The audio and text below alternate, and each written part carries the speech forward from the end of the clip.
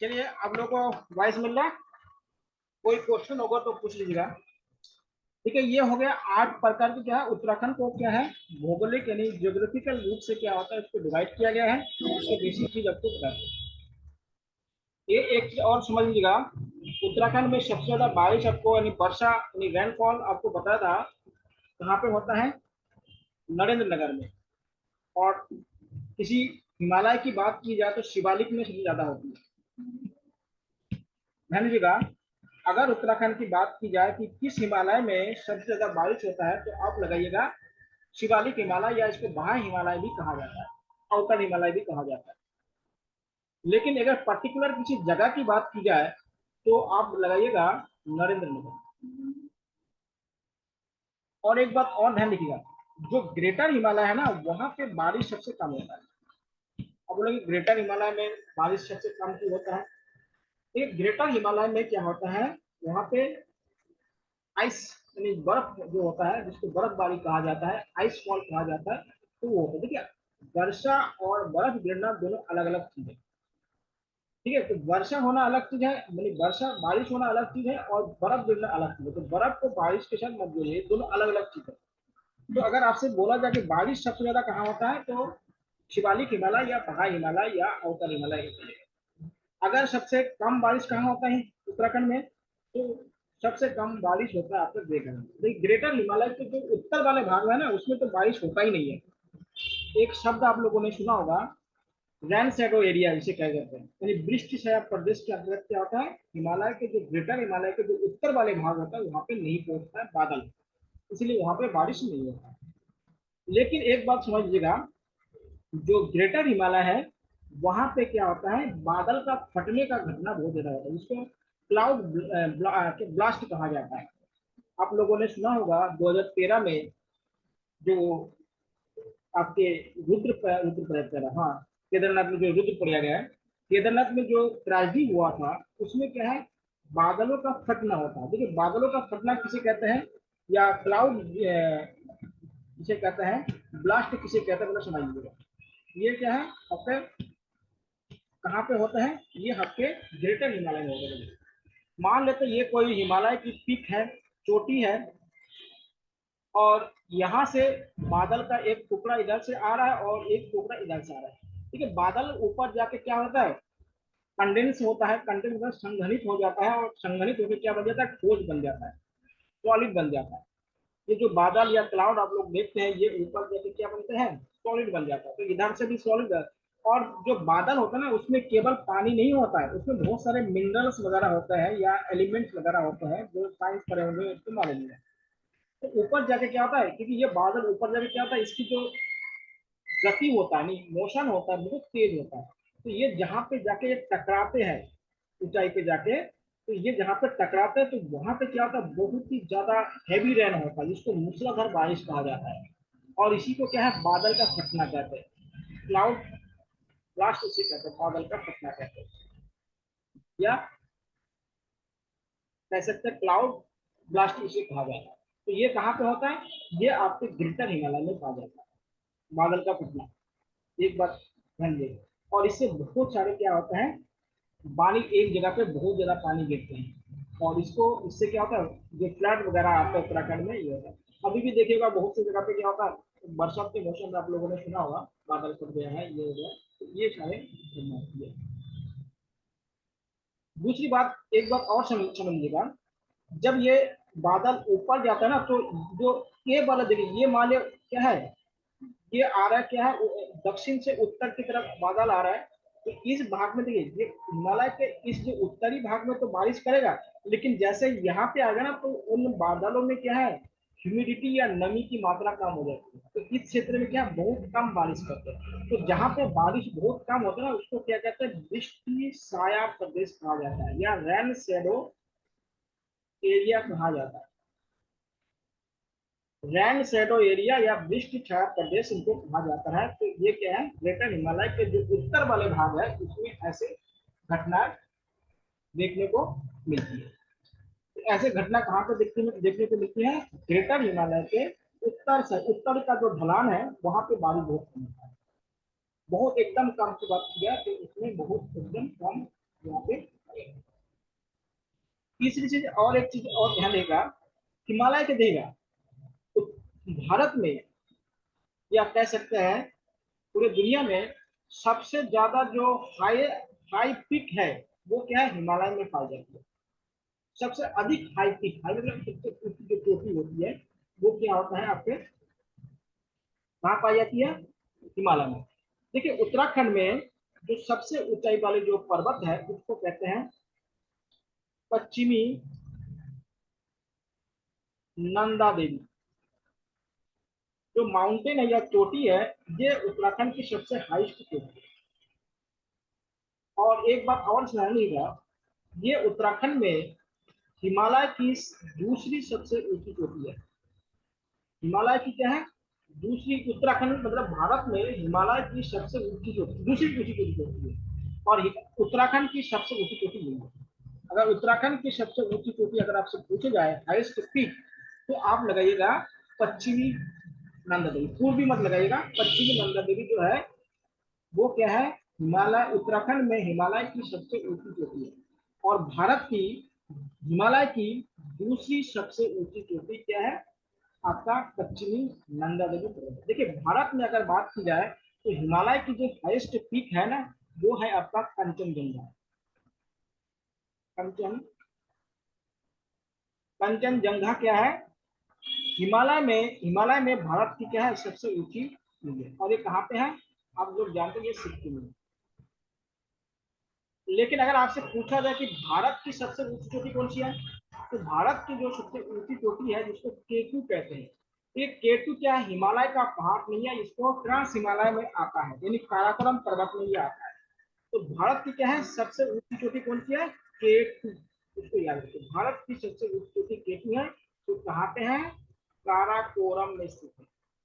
काराकोरम जो पर्वत है उसमें, इसको गॉडविन ऑस्टिन भी कहा जाता है। इसको क्या कहा जाता है, गॉडविन ऑस्टिन भी इनको कहा जाता है। तो इसको ध्यान रखिएगा। कंचनजंगा क्या है, भारत में हिमालय की सबसे ऊंची चोटी है। पश्चिमी नंदा देवी क्या है, उत्तराखंड की सबसे, हिमालय की सबसे ऊंची चोटी, और भारत की सेकंड नंबर की सबसे ऊंची चोटी। केटू क्या है, भारत की सबसे ऊंची चोटी, जो क्या है, काराकोरम में स्थित है, हिमालय का पार्ट नहीं है। केटू क्या है, हिमालय का पार्ट नहीं है, इसको भी ध्यान रखिए। ठीक है, केटू क्या है, हिमालय का पार्ट नहीं है, इसको भी आप लोग ध्यान रखिए। अगला, नदियों के बारे में देख लेते हैं उत्तराखंड में। नदियां, पहले थोड़ा बेसिक चीज देख लेते हैं। देखिए उत्तराखंड की अगर सबसे लंबी नदी की बात की जाए, यानी उसकी लंबाई सबसे ज्यादा है, तो वो है काली नदी। उसको आप या हम लोग क्या है, शारदा नदी भी कहते हैं, नेपाल में इनको शारदा नदी कहते हैं।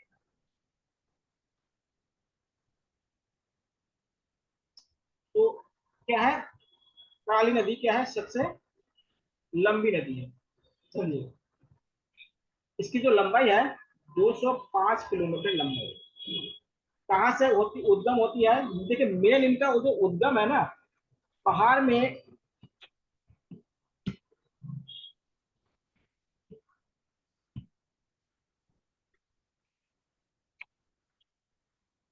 पीडीएफ दे दूंगा। देखिए पीडीएफ इसलिए नहीं बनाया ना कि इसमें क्या है, ज्यादा गहराई से पढ़ाना नहीं है, इसलिए मैंने पीडीएफ आपको दे दूंगा।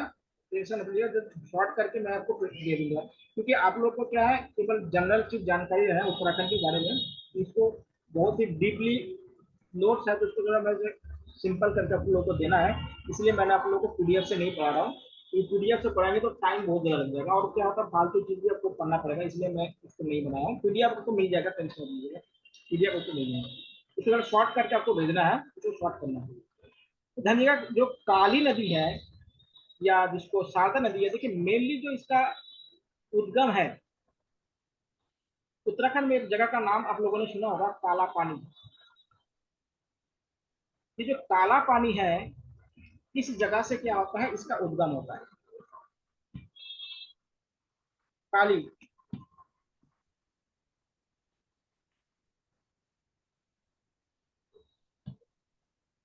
देखिए 205 किलोमीटर क्या, नेपाल वाला जो क्षेत्र है ना उसको छोड़ के बोल रहा हूँ। तो इसमें कुछ क्षेत्र नेपाल में भी आता है ना, उसको छोड़ छोड़ के है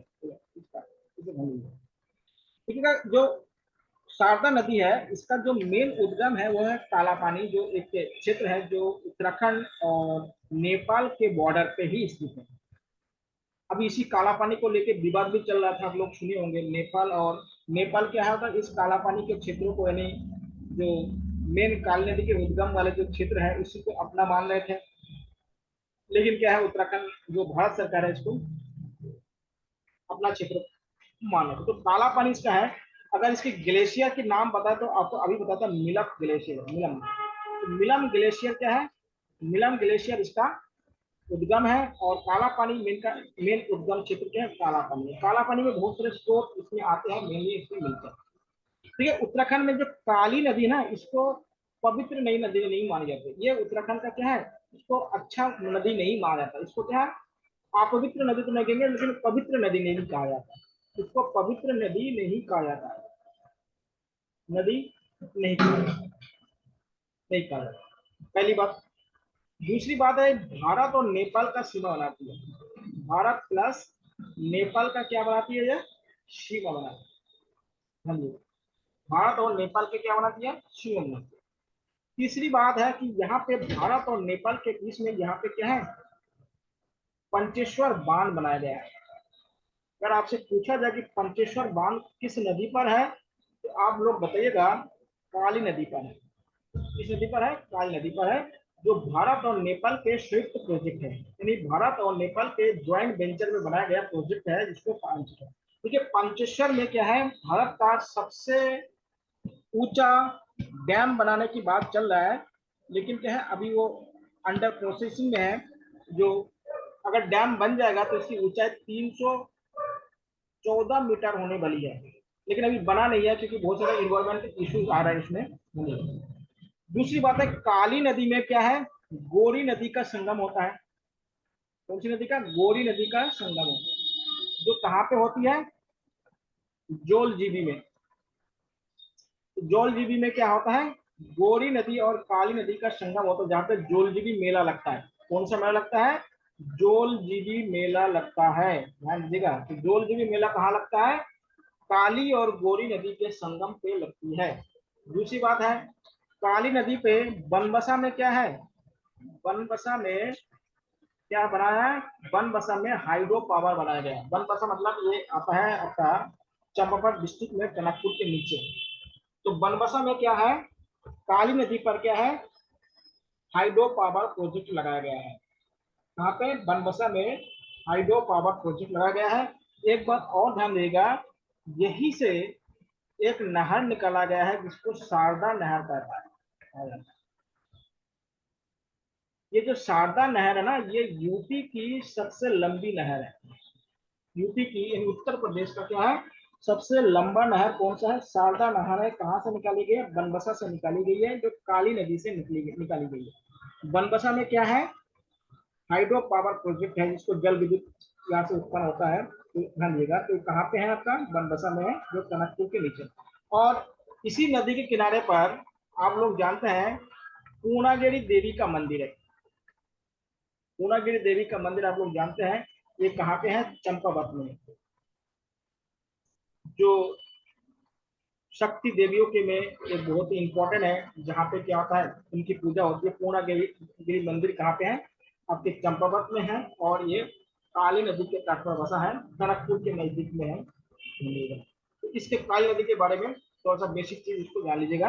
जोल जीवी मेला क्या होता है? जो गोरी और काली नदी के संगम में होता है, और काली नदी को उत्तराखंड में पवित्र नदी नहीं कहता। आप लोग जरा बताइएगा, उत्तराखंड का सबसे पवित्र नदी किसे माना जाता है? उत्तराखंड की बोलो, भारत की नहीं। उत्तराखंड की सबसे होली रिवर किसे माना जाता है?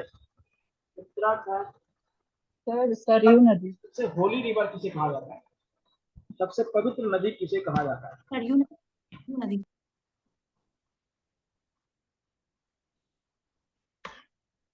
अब दूसरा नदी जो बहुत इंपॉर्टेंट है वो है आपका अलकनंदा। अलकनंदा नदी कहाँ से निकलती है? सतोपत ग्लेशियर से निकलती है। कहाँ पे ये? चमोली है, चमोली डिस्ट्रिक्ट में है सतोपत ग्लेशियर। एकदम सही बोले आपने। सरयू नदी जो है ये उत्तराखंड की सबसे पवित्र नदी माना जाता है।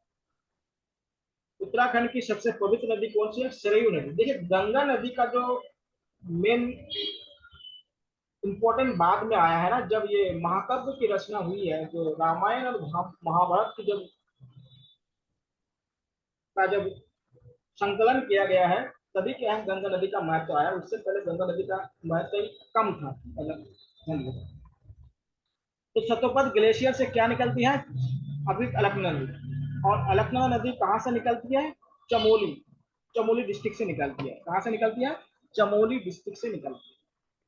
अब एक बात ध्यान रखिएगा कि जो अलकनंदा नदी है, इसी में क्या है? पंच प्रयाग है। इसे पांच प्रयाग कहते हैं। उसमें एक नदी जो कॉमन है वो है अलकनंदा नदी। कौन सा नदी है? अलकनंदा। दूसरी चीज है, उत्तराखंड में सबसे अधिक जल लाने वाला जो बेसिन बनाता है, उसे आपका अलकनंदा नदी आती है। यानी सबसे ज्यादा क्षेत्र से क्या लाते हैं? पानी लेके आने वाला जो नदी होता है, जिसको नदी बेसिन कहा जाता है, ठीक है। तो सबसे बड़ा नदी बेसिन अगर आपसे पूछा जाए तो वो अलकनंदा नदी का है, ठीक है। अगर आपसे पूछा जाए कि उत्तराखंड का कौन सा ऐसा नदी है जिसका बेसिन, बेसिन मतलब अपवाह क्षेत्र, जहां जहां से नदी में पानी आता है, वो कौन सी सबसे बड़ी नदी है? वो है आपका अलकनंदा नदी है। तो इसका क्या है? बेसिन सबसे बड़ा है। उत्तराखंड में क्या होता है? इसकी नदी बेसिन सबसे बड़ी है। नदी बेसिन, बेसिन मतलब कहाँ कहाँ से पानी लाता है, तो ये सबसे बड़ी नदी। यहाँ पे पंच प्रयाग है। पंच प्रयाग आप लोग जानते हैं, उत्तराखंड में रहते हैं कौन कौन सा प्रयाग है? पांच प्रयाग है। उसमें अलकनंदा क्या होता है? सेम है। और बाकी क्या होता है? पांच नदियां क्या होता है? इनमें आके मिलती है। दूसरी चीज है, आपको एक चीज और बता देता हूँ। जो उत्तराखंड का जो बद्रीनाथ मंदिर है, उत्तराखंड का कौन सी मंदिर? बद्रीनाथ मंदिर है। ये अलकनंदा नदी के किनारे पर बसा हुआ है। कौन सी मंदिर? बद्रीनाथ मंदिर, जो विष्णु जी को समर्पित है। तो कौन से नदी के किनारे बसा है? अलकनंदा नदी के किनारे पर बसा हुआ है। तो अलकनंदा नदी के किनारे पे कौन सा है आपके? इसमें देखिए पांच जो प्रयाग है, सबसे पहले है विष्णु प्रयाग। सबसे पहले आता है आपका, उत्तर से दक्षिण की तरफ आते हैं, तो सबसे पहला है विष्णु प्रयाग। विष्णु प्रयाग के बाद आता है आपका नंद प्रयाग। नंद प्रयाग। फिर कौन सा आता है? कर्ण प्रयाग। फिर आता है आपका रुद्र प्रयाग। फिर लास्ट में आता है देव प्रयाग। ठीक है। इसमें अलकनंदा जो नदी है वो सब में कॉमन है। अलकनंदा नदी क्या है? सब में कॉमन है। विष्णु प्रयाग में जो नदी मिलती है वो है धौली गंगा। अलकनंदा से कौन मिलती है? धौली गंगा। इसको कई कई पर विष्णु गंगा भी कहा गया है। समझिएगा, धौली गंगा या इसको विष्णु गंगा भी कई कई पे कहा गया है, इसको ध्यान रखिए। उसके बाद नंद प्रयाग में जो नदी मिलती है वो है नंदाकिनी। तो नंद प्रयाग में जो नदी है वो कौन सी है?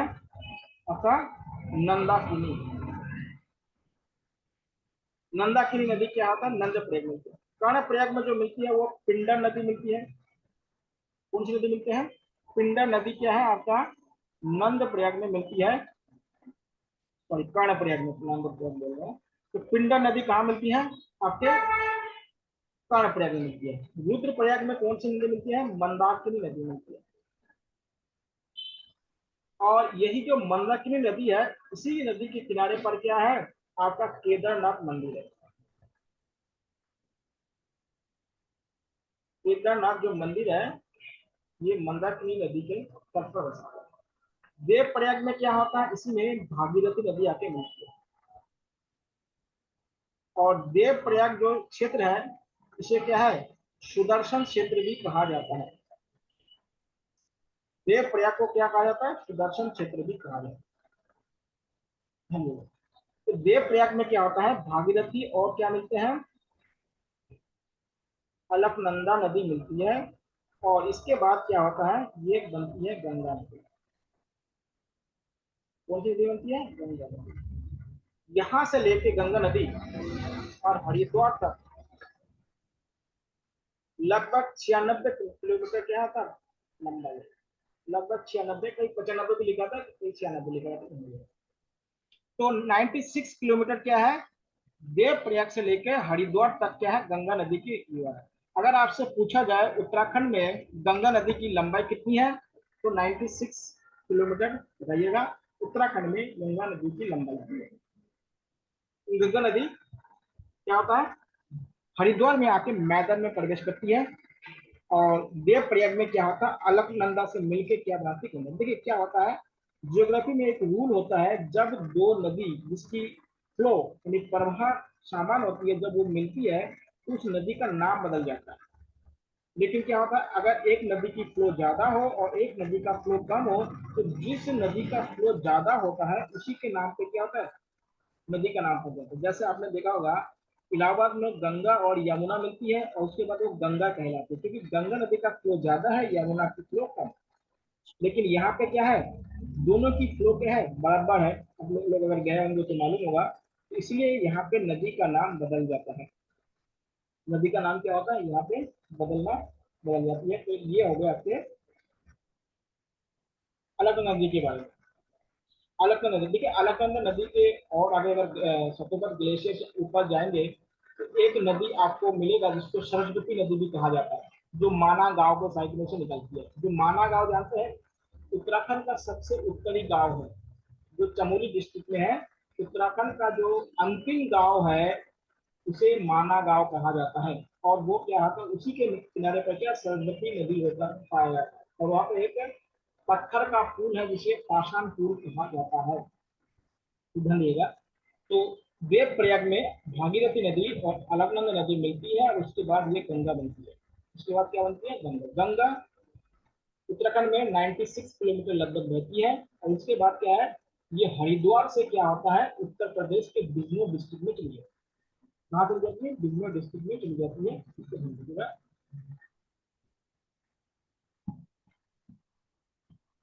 आगे हम लोग देखते हैं भागीरथी नदी के बारे में, दो उदाहरण थे उत्तराखंड के।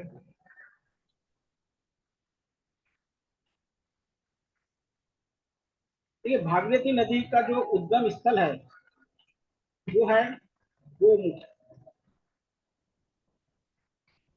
और ग्लेशियर कौन सा है, गंगोत्री ग्लेशियर,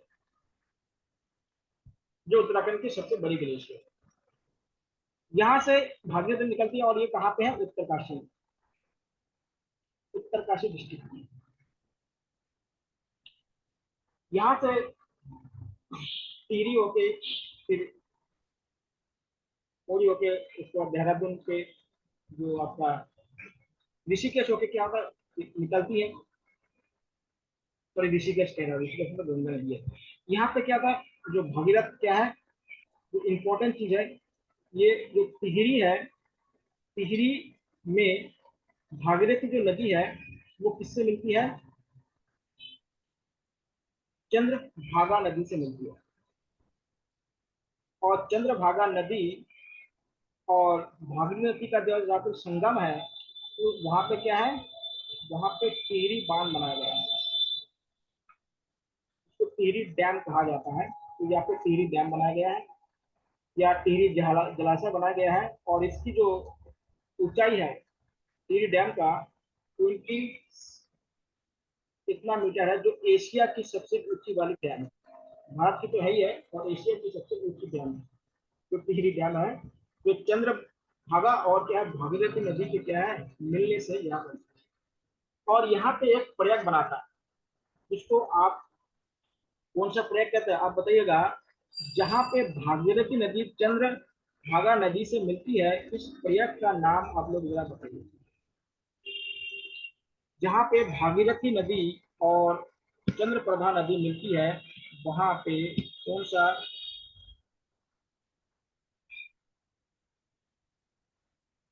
अच्छा हाँ, सॉरी, भिलंगन नदी है, मुझे गलत हो गया, तो इसको ध्यान दीजिएगा कि चंद्रभागा नदी ये यहाँ मिलती है, ये ऋषिकेश में मिलती है, सॉरी ये ऋषिकेश में है। तो यहाँ पे क्या है भिलंगन नदी है, मैंने इसलिए बोल रहा तो यहाँ पे कौन सी नदी है भिलंगन नदी। और यहाँ पे जो प्रयाग बनाती है उसको कहते हैं गणेश प्रयाग। कौन से प्रयाग कहते हैं, गणेश प्रयाग कहा जाता है। ये जो चंद्रभागा नदी है, सॉरी इसमें थोड़ा ध्यान हटा दिया था। तो चंद्रभागा जो नदी है ये क्या होता है ऋषिकेश में मिलती है, कहाँ पे मिलती है ऋषिकेश। चंद्रभागा नदी में क्या होता है ऋषिकेश में मिलती है। तो यहाँ पे क्या है टिहरी डैम है, और टिहरी डैम आप लोग को जानते हैं कि एशिया का ऊंची डैम है और उत्तराखंड में। और यहाँ पे 2400 मेगावाट बिजली उत्पादन करने का क्या है क्षमता है, 2400 मेगावाट बिजली उत्पादन का।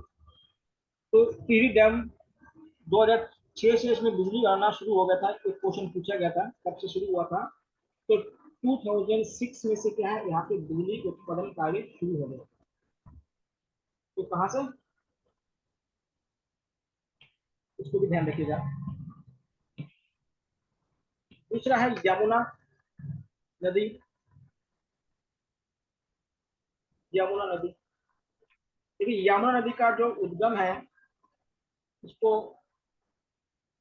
बंदर कुछ भी कहते हैं, बंदर कुछ एक जगह का नाम है, वहां से इसको मानते हैं। और जो गंगोत्री, गंगोत्री कह रहा है, यमुनोत्री,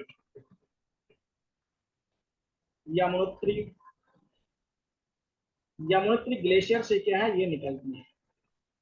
और बंदर कुछ जगह से क्या होता है इसका उद्गम माना जाता है, तो इस वजह से origin। और ये उत्तरकाशी में ही है। देखिए यहाँ पे जो यमुना नदी है, यहाँ पे जो उत्तराखंड में इसका जो सबसे बड़ा जो सहायक नदी है वो है टोंस नदी है। कौन सी नदी है टोंस नदी। टोंस नदी क्या है, यमुना नदी में एक जगह है देहरादून में जिसे डाक पत्थर कहा जाता है। डाक पत्थर में क्या होता है, ये यमुना नदी में मिल जाती है। और जब ये मिलती है तो यमुना नदी क्या होता है कुछ समय क्या होता है उत्तराखंड और हिमाचल का क्या होता है सीमा भी बनाती है। हिमाचल प्रदेश और उत्तराखंड का क्या होता है सीमा भी बनाती है। और ये डाक पत्थर के नजदीक में ही क्या है, आप लोग को मालूम होगा अशोक का क्या है शिलालेख है।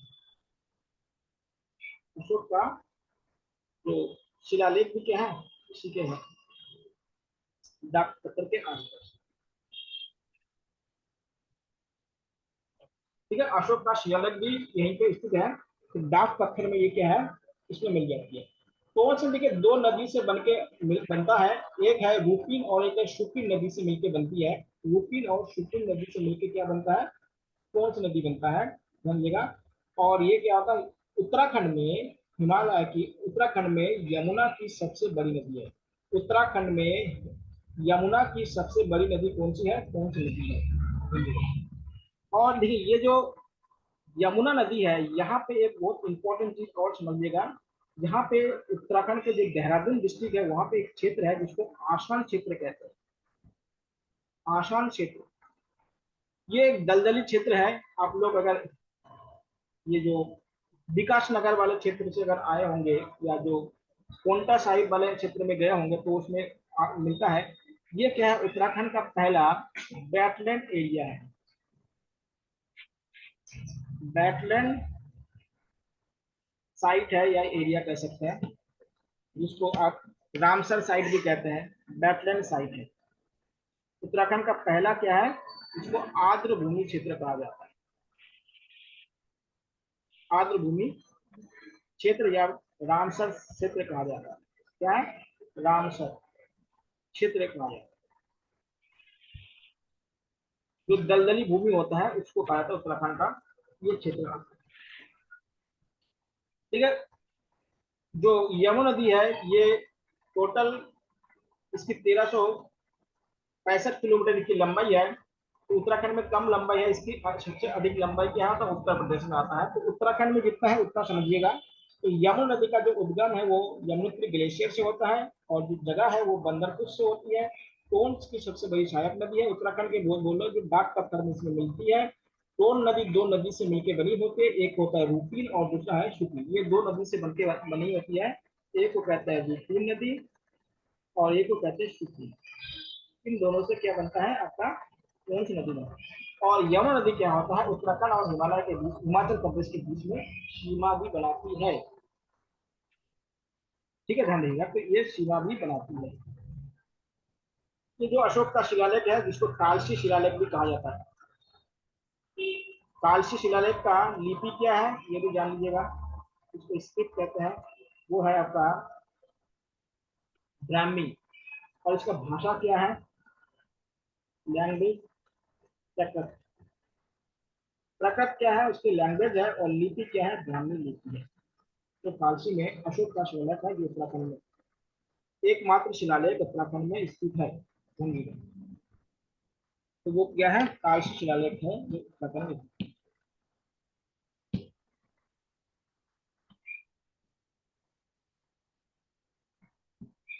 अगला इंपॉर्टेंट समझिएगा, उत्तराखंड का एक क्षेत्र है जिसे दूधा टोली कहा जाता है। ये जो क्षेत्र है ना ये 3 डिस्ट्रिक्ट के मध्य में स्थित है। एक है चमोली, एक है पौड़ी गढ़वाल और एक है बागेश्वर। और इसे क्या कहते हैं, उत्तराखंड का पामीर कहा जाता है। उत्तराखंड का क्या कहते हैं, पामीर इसे कहा जाता है। ध्यान दीजिएगा, उत्तराखंड का पामीर इसे कहते हैं क्योंकि ये बहुत बड़ा घास का मैदान है। क्या है, बहुत बड़ा घास का मैदान है, और मैदान होने के साथ साथ पहाड़ी भी है। यहाँ से 5 नदियां निकलती है। कितनी नदी निकलती है, 5 नदियां निकलती है। मतलब यहाँ से क्या है, 5 नदियां निकलती है। एक है नारायण नदी का नाम सुने होंगे, पूर्वी नारायण, पश्चिमी नारायण। उसके बाद रामगंगा नदी का नाम सुने होंगे। तो यहाँ से क्या होता है, 5 नदियां निकलती है, राम पूर्वी रामगंगा, पश्चिमी रामगंगा, छोटी छोटी नदियां है। तो पूर्वी रामगंगा हो गया, पश्चिमी रामगंगा हो गया, नारायण नदी हो गया, उत्तरी पूर्वी नारायण नदी हो गया, और पश्चिमी नारायण नदी हो गई। ये सारी नदियां क्या होता है, दूधा टोली से निकलती है, और इसे उत्तराखंड का पामीर कहा जाता है। और यहाँ से कितनी नदी निकलती है, 5 नदियां निकलती है। 5 नदियां, यहाँ से 5 नदियां निकलती है। रामगंगा नदी यहाँ से निकलती है। रामगंगा नदी क्या होता है, यहाँ से, देखिए रामगंगा नदी यहाँ से निकलने के बाद नैनीताल डिस्ट्रिक्ट से होके क्या होता है, ये उधम सिंह नगर होके एक नैनीताल डिस्ट्रिक्ट से क्या होता है, फिर पौड़ी गढ़वाल में जाता है, और पौड़ी गढ़वाल से क्या होता है, ये पहाड़ निकलता है।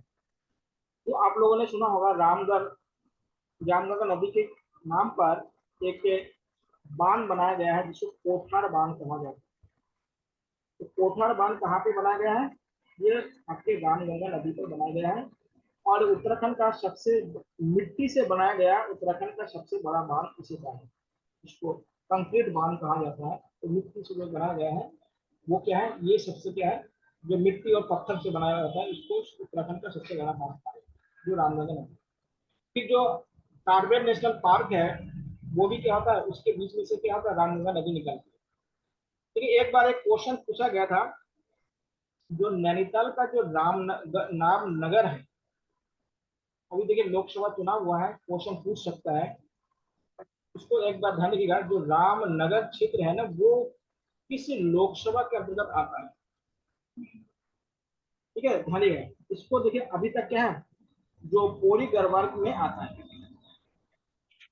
तो ये एकदम भूलिएगा, कोई गड़बड़ में ये आता है, ये क्वेश्चन पूछा गया है। तो इस लोकसभा चुनाव हुआ है, तो इसको नहीं देखेगा, क्योंकि ये नैनीताल डिस्ट्रिक्ट का क्षेत्र है, लेकिन नैनीताल में ये नहीं आता है, तो इसको ध्यान देगा। तो इनको ध्यान देगा। तो रामगंगा जो नदी है, ये क्या है, जो आपके कार्बेट नेशनल पार्क है, इसी में से क्या का बीच में से बहती है, कार्बेट नेशनल पार्क के में से क्या का बीच में से ये बहती है। ठीक है? तो ये रामगंगा नदी के बारे में भी जान, देखिए ये क्या था, रामगंगा नदी क्या था, उत्तर प्रदेश से बाहर जब जाती है, तो फारुखाबाद में के नजदीक जाके क्या था, ये आप लोग जानते हैं, गंगा नदी में मिल जाती है। जो मुरादाबाद जो शहर है ना, वो रामगंगा नदी के किनारे में बसा हुआ है, इसको ध्यान रखिए। तो ये इंपॉर्टेंट नदी है, उसके बारे में उसके चीज देंगे। दूसरा है कोसी नदी, उत्तराखंड की कोसी नदी की बात बोल रहा हूँ। कोसी नदी, ये कोसी नदी एक ऐसा नदी है, ये किसी ग्लेशियर से नहीं निकलती है, ये ग्लेशियर से नहीं निकलती है गंदगी। और जो रामनगर शहर बसा हुआ है, रामनगर, ये कोसी नदी के किनारे बसा है। दूसरा है गिरजा मंदिर, जो बसा है गिरजा मंदिर, ये भी क्या है, कोसी नदी के किनारे बसा है। दूसरी बात है, कोसी नदी को उत्तराखंड का धान का कटोरा कहा गया, बाउल ऑफ राइस कहा जाता है। उत्तराखंड में बाउल ऑफ राइस किसे कहा जाता है, कोसी नदी को कहा जाता है, समझिएगा। कोसी नदी को कहा जाता है, उत्तराखंड में धान कटोरा है, जो आप लोग देखो काशी, जो काशीपुर और उस क्षेत्र में वो जहाँ धान की खेती होती है, और रामनगर के नीचे, तो यहाँ पे उत्तराखंड के क्या होता है, इस नदी को कहा जाता है, धान का कटोरा कहा जाता है, इसको कोसी नदी को कहा जाता है। इसको रामनगर, गिरजा मंदिर, सब इसी किनारे पे बसा हुआ है, इसको भी हम लोग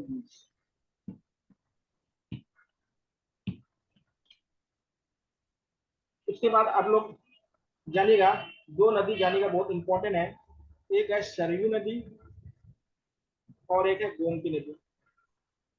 तो उत्तराखंड की बात बोलो, इन दोनों नदी का संगम कहाँ पे होता है, बागेश्वर। सरयू नदी उत्तराखंड की सबसे पवित्र नदी है, आपको बताया है।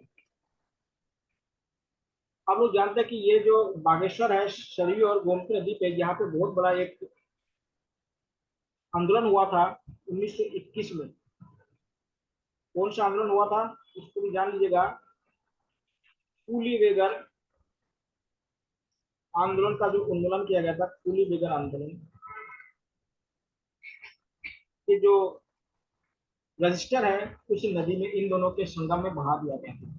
तो बागेश्वर क्या है, सरयू और गोमती नदी के क्या है, संगम पर, या जहाँ पे मिलती है वहां पे क्या है, सरयू और गोमती नदी है। सरयू नदी क्या है, पवित्र नदी माना जाता है। और सरयू नदी देखिएगा, बाद में क्या होता है, ये जो गोरी गंगा है, उस गोरी गंगा, हाँ कुली बेगर, कुली बेगर के बारे में बताएं। जो कुली बेगर हुआ था 1921 में, जो रजिस्टरों को जला दिया, जब बद्रीनाथ पांडे के नेतृत्व में हुआ था, किनके नेतृत्व में हुआ था, बद्रीनाथ पांडे जी के नेतृत्व में हुआ था। उसमें जो कुली बेगर के जो रजिस्टर था, उनको क्या होता है, ये सरयू और गोमती के जो संयुक्त धारा था, उसमें बहा दिया गया था बद्रीनाथ पांडे जी के नेतृत्व में। ठीक है, एक बात ध्यान रखिए, जो सरयू नदी है, या इन दोनों का जो मिलन होता है, तो ये दोनों क्या होता है, आपका जो गोरी गंगा नदी है उसमें जाके मिल जाती है। इस नदी में मिलती है गोरी गंगा नदी। गोरी गंगा नदी का भी उद्गम क्या होता है, आपके पिथौरागढ़ के जो क्षेत्र है वहां से होता है। तो पिथौरागढ़ में ही क्या होता है, आपकी गोरी गंगा नदी के में मिलती है सरयू नदी। तो सरयू नदी कहाँ मिलती है, गोरी गंगा नदी में मिल जाती है। और गोरी नदी और काली नदी का मिलन कहाँ पे होती है, जोलजीबी में होती है, जोलजीबी में होती है। उसके बाद गोला नदी के बारे में जानिएगा। एक नदी है गोला नदी, जो एक क्वेश्चन इसमें पूछा गया था। ये पहाड़ पानी से निकलता है, तो जगह है पहाड़ पानी, वहां से ये निकलती है। ये भी क्या है, किसी ग्लेशियर से नहीं निकलती है, ये किसी ग्लेशियर से नहीं निकलती है, भूमिगत। और जो हल्द्वानी शहर है वो किसपे है, ये क्वेश्चन भी पूछा गया कि हल्द्वानी शहर किस नदी किनारे बसा हुआ है। तो वो क्या है, गोल नदी किनारे बसा है।